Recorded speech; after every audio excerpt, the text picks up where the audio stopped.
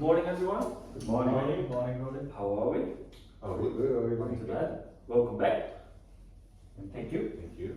Should we introduce ourselves again? No, I think we got the introduction on the first one. Okay. Today's topic is going to be identifying workplace hazards. So where to look for, how to look for. Okay. I hope you all been doing well since our last meeting. Yeah, very well. Before we get started, let's go quickly through some ground rules. Be patient with each other. If you don't understand something or whatsoever, please ask.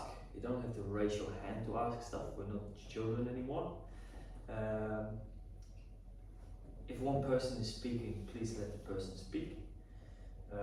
Sometimes the language barrier could also be a little obstacle, so if you don't understand, I'll repeat this again, but just ask the question. We're not here to make fun of each other or to take the piss out of each other, but if you don't understand something, we want to be clear to each other as well. Just ask, please.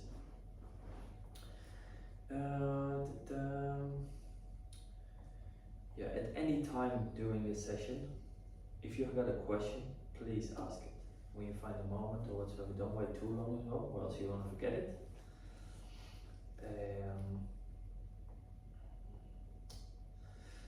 To optimize our learning environment, let's prioritize workplace health and safety. Please ensure you are comfortable seated. In case of an emergency, please be aware that the emergency exits are located at the back of the room. Evacuation point will be downstairs at the parking lot. First aid kit will be located next to the door, same as the fire extinguisher is. Also, the toilets should be on this level at the end of the lobby and then go to the right, or else they are downstairs at the back and at next to the parking lot, or the practical area, how we call it. There is a kitchen located on this floor. There is also a kitchen located on the ground floor. You got a fridge if you got some food or drinks you want to put in there. Feel free to use them. We have microwave as well. We have some hot water if you want tea. If the fire alarm goes off, please make sure you make your way out. Only grab the necessary stuff, but go to the evacuation point. It will be the car park at the back. If you need any assistance with anything during that process, please ask. Very important. Before we start, please provide your name, the date, and your signature, please. Your attendance checklist.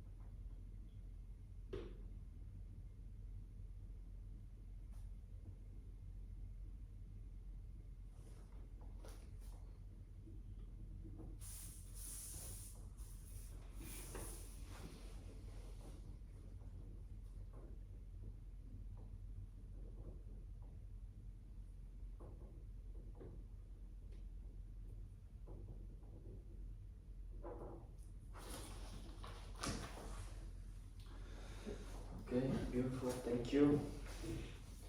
I already checked your identification with the last session, so that should be alright. So we don't need to do it again. This session will also be around 30 minutes. And I encourage actively participate and question throughout the session. Let's quickly recap our previous session. We discussed the importance of WHS. Key WHS principles, individual roles and responsibilities in maintaining WHS, and an introduction to hazards, policies, produced, and continuous WHS improvements. Did everybody had a chance to watch the videos and of the previous session and today's topic? Yes. Yes, I have a look around browsing. Yeah. Did you Yeah, find some more as well as the ones that we Yeah, there's a provided? lot of walking WHS videos on the Just- internet. Just always be aware that they are Australian related. Yeah. So we don't watch a American one or a European or whatsoever. Yeah. It's good to still watch, but the European standards are European standards, and we are in Australia at the moment, so be aware of them. Today we will be learning identifying workplace hazards. The goal is to provide knowledge and skills to recognize potential hazards in workplace environment. By the end of the presentation, you should be able to identify common workplace hazards, understand the risks associated as well with these hazards, and know how to take appropriate action to mitigate these risks or to avoid them completely. Throughout this session, we'll engage with videos, video presentations, review slide materials, and I'll pose questions related to the topics we cover. These questions will serve as a formative assessment, helping me gauge bless you, Excuse me. Thank you. our understanding of the concepts as we progress. Okay, question. What are the most common workplace hazards that they know exist in the workplace? So for me, would be the other two is sleep trips and falls hazards. In my own place because I work in construction. Yeah. And then as a painter, I would say even the paint that I use would be a hazard. I would say, yeah. I would say ladder, maybe. Very good one. Yeah. We As a all use a painter. ladder sometimes, Yeah. or whatever we do. Power tools, all power tools. Yeah. Yeah. Nika power tools. Yeah. Photos. Using shop. Use some shop proper tools. work boots. Yeah. Right. For I've seen people just stepping on a little nail, and they don't go through most of the work boots, but they will go through a sneaker. Yeah. Yeah. You learn really quickly that way. Okay, yeah. Let's start with watching a video. Alright.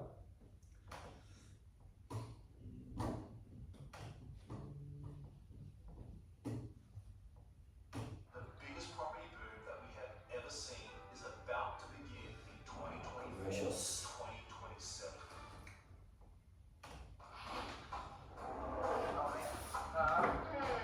Hot things?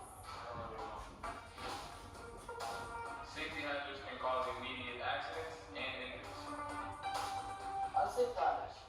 Hot grease. Slippery floors, Falling objects.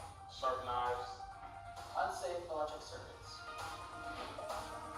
chemical hazards are Gases, vapors, liquids, and dust. That can harm your body. chemicals, cleaning products, Gasoline. Pesticides. Biological hazards are living things that can cause diseases. Such as viruses, bacteria, or insects. Mold. Poison ivy. Insects. Viruses. Animals. Other health hazards are things that don't really cause injury or health problems right away, or they cause emotional pain or distress. heavy lifting, noise, Awkward posture. fatigue, Stress. Cold. distraction. Every job has health or safety hazards. Once you know what the hazards are, you can learn how to protect yourself. Following your employer safety policies can help you avoid hazards in the workplace. And can keep you safe.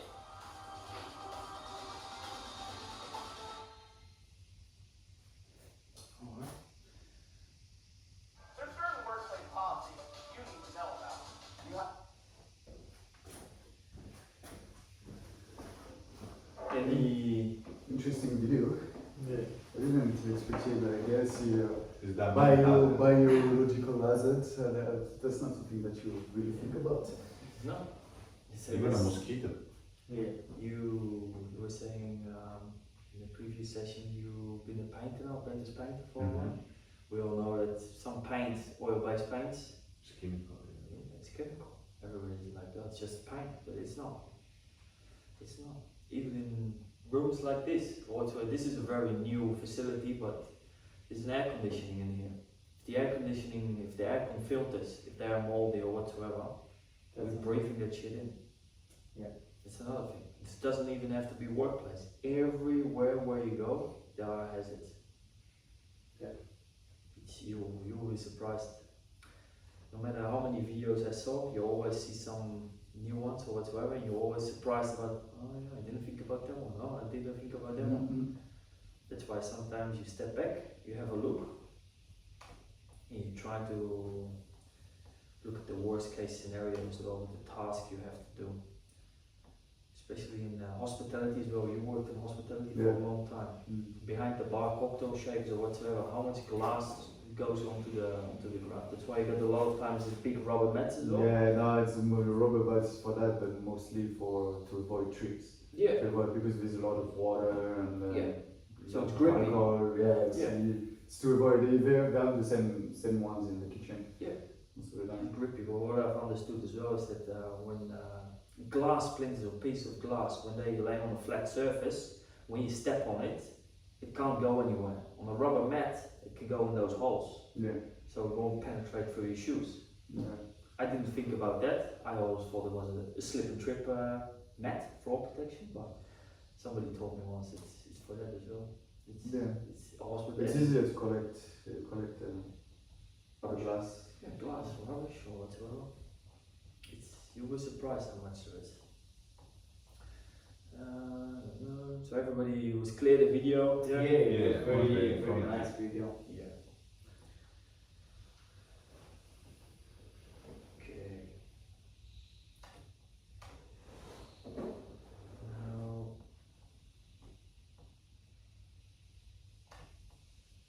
somehow you have computer experience. Somehow I can't open this. Let me have a look.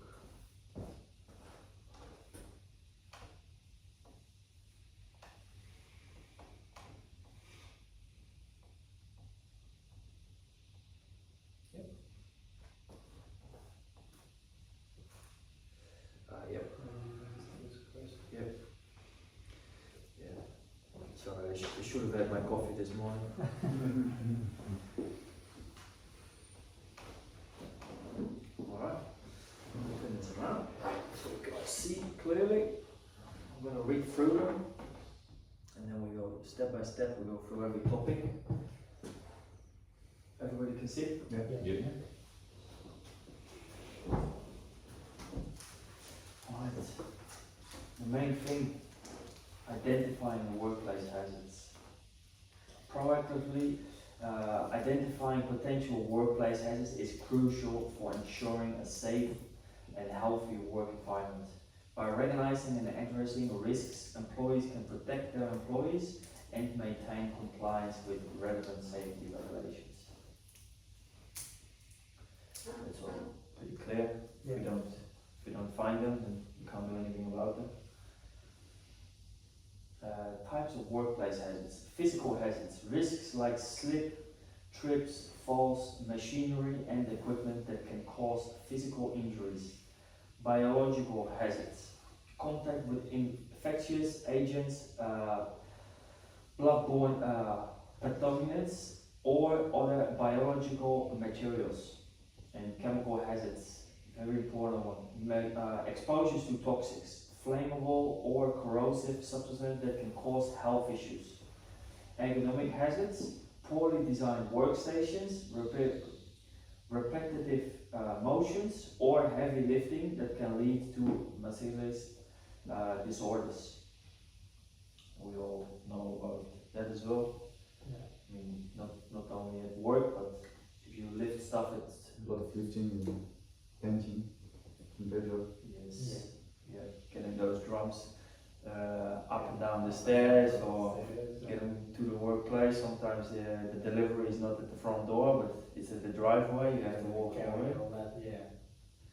And a lot of people don't believe me, but because they think like one drum is really heavy, but actually it's better to carry two drums, one in each hand, than having one in one hand. And this is just for painting, but Sometimes because if you've got weight in one side of your body, it's not good. It's not good for your hips, not good for your leg, your knee, your spine. It's better to have being balanced than being in unbalanced way. Physical hazards, machinery and equipment. Improperly guarded or malfunctioning machinery and equipment pose serious risk of physical injury, such as crushing, laceration or amputation. Slips, trips and falls. Wet, uneven or obstruct floors and surfaces can lead to dangerous slips, trips and falls, potential causing sprains, fractures or head injuries. Fallen objects, improperly stored or secured materials, tools or equipment can fall and strike workers, posing a civilian threat or traumatic injury. Yeah, those ones are never really nice. Any questions on that one? No. It's pretty clear. Yeah. Chemical hazards. Workplaces that use or store chemicals can expose employees to a variation of health and safety risks. Toxic, flammable or corrosive substances can cause acute poisoning, chronic illness, fires or explosions if not properly handled and contained. Identifying and mitigating chemical hazards is crucial to protecting workers and maintaining a safe work environment. Proper training, personal protective equipment and engineering controls are essential to managing these risks. With certain chemicals, you need certain type of protective gear as well. Not each protective gear is suitable for each chemical hazard. Most of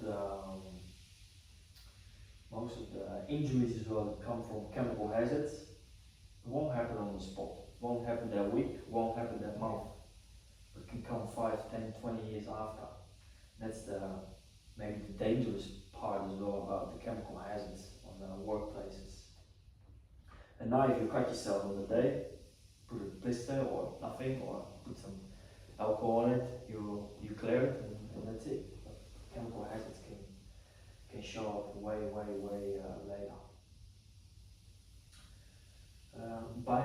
Biological hazards. Biological hazards in the workplace can include exposure to infectious diseases, blood-borne pathogens, and other harmful biological agents.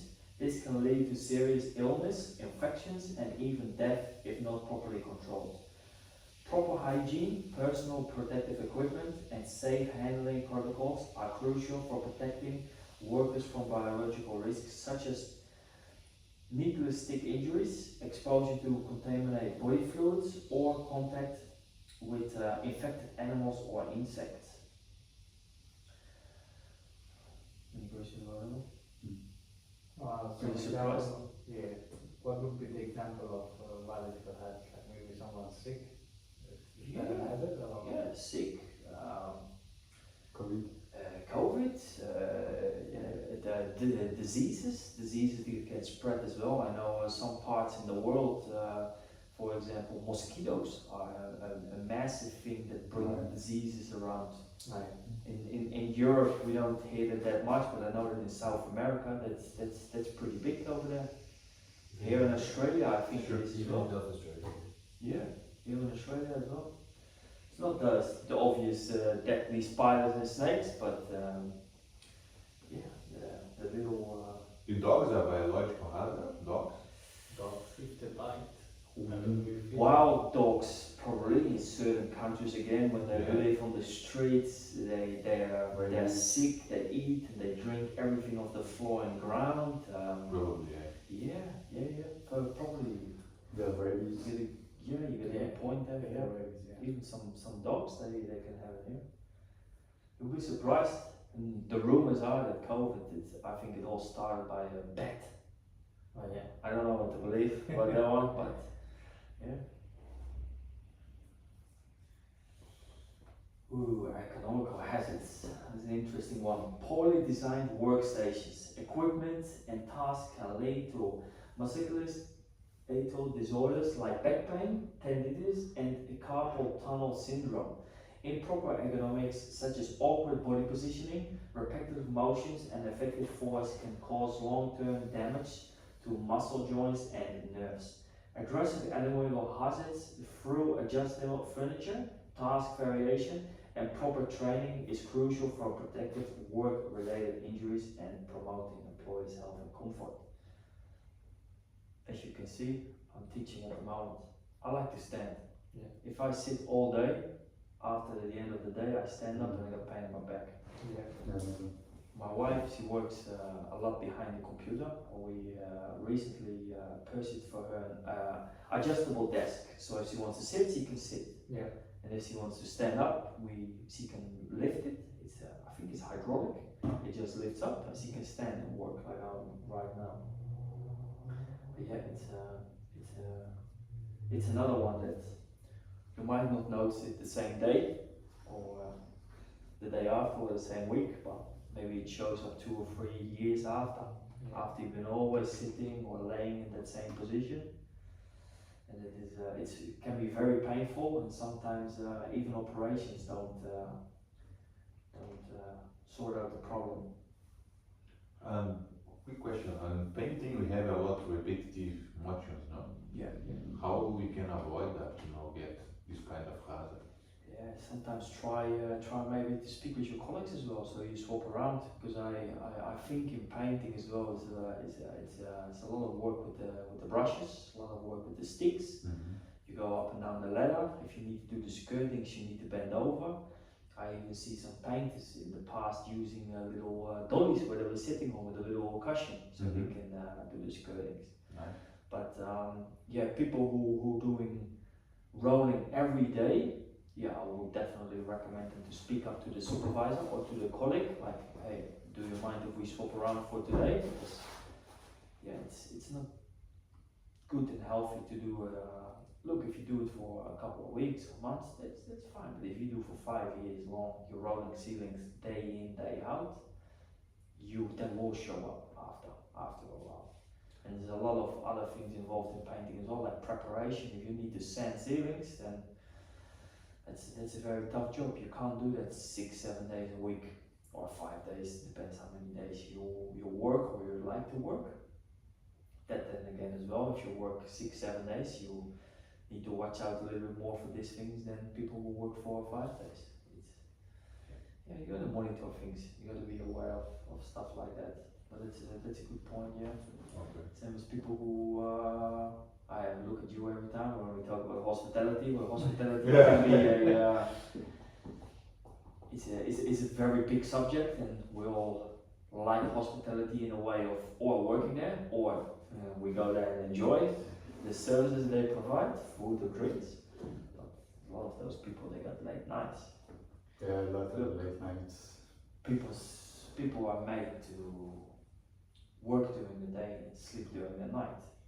This is another thing. It's maybe a mental thing as well. But you gotta watch out if you work every evening 6-7 days a week or during the nights. That will catch up with you one day. We need the sunlight. And yeah, Mother Nature designed us like that. We sleep during the night and we work during the day. Yeah, I met a guy from Nepal. He worked in a kitchen. Yeah. He shifts like 12 hours every single day, 7 days a week. Wow. It's long shift. Yeah. He was like, man, In the I kitchen. need to live in the kitchen. There's a lot of hazards in there, and most of the time, what I've learned, it can be freaking hot in the Yeah. kitchen. Yeah, Using very hot. I got my stoves. personal experience working in the kitchen Yeah. when I first came. I burned my hand with the hot water. Yeah. Yeah, but that was my, I would say now. Your hazard. Yeah, hazard. This is why a lot of places you have to wear a long sleeve. Now with hot water, I do know is that if you throw hot water over your long sleeve, Yeah. that's It's actually worse. it's even worse. Yeah. Yes. It's a stick. Yes. It sticks and it stays. The temperature stays longer. Yeah. Stays longer in there. So it's a funny discussion. That one. Yeah. Let's keep going. Economic hazards. Oh, we already went through this one. Yeah. Sorry. Physical hazards, work-related stress, high workloads, tight deadlines, and a lack of control can be lead to debilitating stress, anxiety, and burnout, compromising employees' well-being and productivity. That's why we need all sometimes a hard-working holiday as well, or well-deserved holiday to get away from that. What therapist? Yes. Or workplace conflict. Unresolved conflicts, poor communication, and a lack of clear policies can create a hostile work environment, fostering interpersonal tension and emotional distress. Then we have mental health issues. Untreated mental health conditions, such as depressions or PTSD, can significantly impact employees' ability to function effectively and safely in the workplace. It's important. If you're not sharp, you're more likely to make mistakes at work. Very important. Recognizing hazards. Look around. Thoroughly inspect your work environment, keeping an eye out for potential safety issues like tripping hazards, faulty equipment, or improperly stored chemicals. Ask questions. Consult with experienced co-workers, safety managers, or subject matter experts to gain a deeper understanding of potential hazards and how to mitigate them. Check the documentation. Review safety manuals, operating procedures, operations manuals, and other written materials to identify known risks as recommended precautions. Stay alert. It's a very important one. Stay alert. Maintain a heightened sense of awareness and be mindful of changing conditions or new tasks that may introduce unexpected risks. Any questions about that? No. Conducting a workplace hazard assessment or walkthrough. Conduct a thorough walkthrough of the workplace, observing and documenting potential hazards from physical obstacles and to chemical storage. Inventory risks. Compile a comprehensive inventory of all hazards. Categorize them by type, severity, and likelihood of occurrence. Assess the impact. Evaluate the potential consequences of each hazard, considering the impact of employee health, productivity, and compliance with the safety regulations. Implementing control measures. Identifying hazards begin by thoroughly assessing the workplace to detecting and documenting all potential hazards from physical obstacles to chemical exposures. To prioritize the risks. Evaluate the severity and likelihood of each hazard. Then focus on addressing the most critical risks first, and then implementing the controls. Employ a hierarchy of controls, starting with eliminating and substitution, following by engineering, administrative, and personal protective equipment, the PPE measures. Any questions about that? No? Clear? Just one question, all this implements is the supervisor does it, not the worker.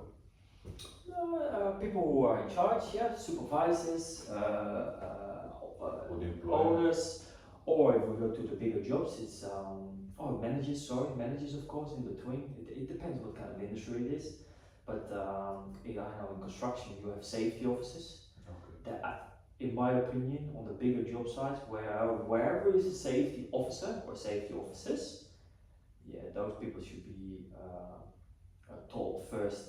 A lot of times go to your supervisor or go to the manager first, and they most likely get maybe a better relation as well with the safety officer, but yes, go straight away. Safety officers like that as well. If you bring up stuff, and makes them see as well that you are aware of what's going on and safety, that you care. It can be even the worker, no? If it's like it's something that can be done by him, for example. Of he says, course. yeah. Of course. It's really nice that bosses or safety officers or everything, they provide or they tell you to wear the gloves, wear the glasses, even in hospitality, you always should wear your proper anti-slip, proper boots, like that. Like it can be so slippery in there. In the car industry, body panel people who spray cars, that kind of things, you need to have proper masks. Yeah. And if people tell you to wear it, that's one, but you have to do it as well. That's another thing. I mean, it's very important. Like, we can say as much as we want, but you really have to do it yourself at the end of the day. And if a boss or a safety officer have to tell you it for 3 or 4 times, and one stage they also say like, you know what, you don't care, you don't want to, you can leave the job. That's it. Yeah. Reporting and investigating incidents. Identifying incident, recognize and document any workplace incident or near misses.